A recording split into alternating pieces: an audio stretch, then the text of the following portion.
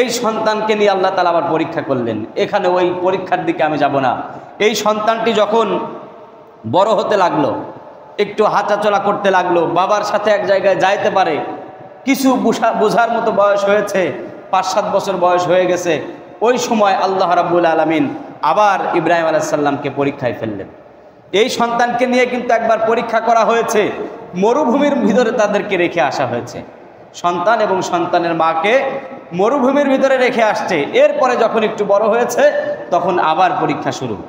আল্লাহ রাব্বুল আলামিন জানায় দিলেন, ফালাম্মা বালাগা মাআহুস সা'য়া ক্বালা ইয়া বুনাইয়া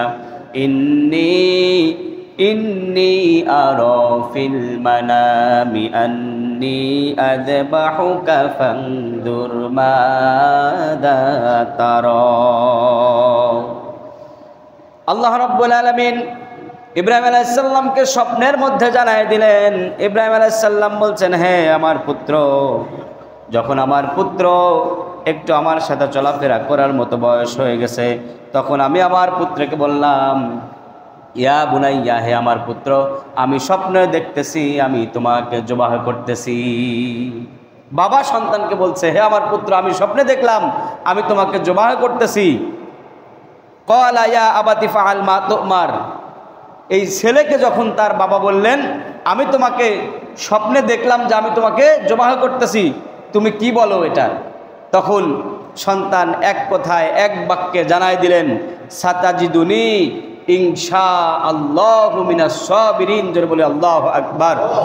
ইব্রাহিম আলাইহিস সালাম আর কোনো কথা না শুনে বললেন যে এটা যদি আল্লাহ তাআলার পক্ষ থেকে এসে থাকে তাহলে আপনি প্রস্তুতি গ্রহণ করুন, আপনি আমাকে ধৈর্যশীলদের কাতারে পেয়ে যাবেন। বলি সুবহানাল্লাহ। ইব্রাহিম আলাইহিস সালাম কিন্তু যখনই স্বপ্ন দেখেছে, এই নবীদের স্বপ্নটাও ওহী, স্বয়ং আল্লাহ তাআলার পক্ষ থেকে যখন এই অর্ডার এসে গেছে, উনিও নিয়ত করে ফেলেছেন যে তার সন্তানকে উনি জবাহ করবে, কুরবানি করবে। এখানে একটা প্রশ্নবোধক চিহ্ন আছে যে ছেলের কাছে জিজ্ঞাসা করতেছেন যে আল্লাহ, আমি স্বপ্নে দেখেছি আমি তোমাকে জবাহ করতেছি, তুমি কি বলো? এখানে তার সন্তানকেও আবার একটা পরীক্ষা করা হয়েছে যে দেখি আমার সন্তান আমার সাথে একত্বতা প্রকাশ করেন কিনা। এই কথা যখনই বলেছেন তখনই তার সন্তান বলেছেন, সাতাজিদুনি ইনশাআল্লাহু মিনাস সাবিরিন। আপনি আপনার কার্যক্রম শুরু করুন, আপনি আমাকে একজন সৎ কর্মশীল এবং ধৈর্যশীলদের কাতারে পেয়ে যাবেন। বলি সুবহানাল্লাহ। তার মানে আমি রাজি আছি, আপনি শুরু করুন আপনার কাজ।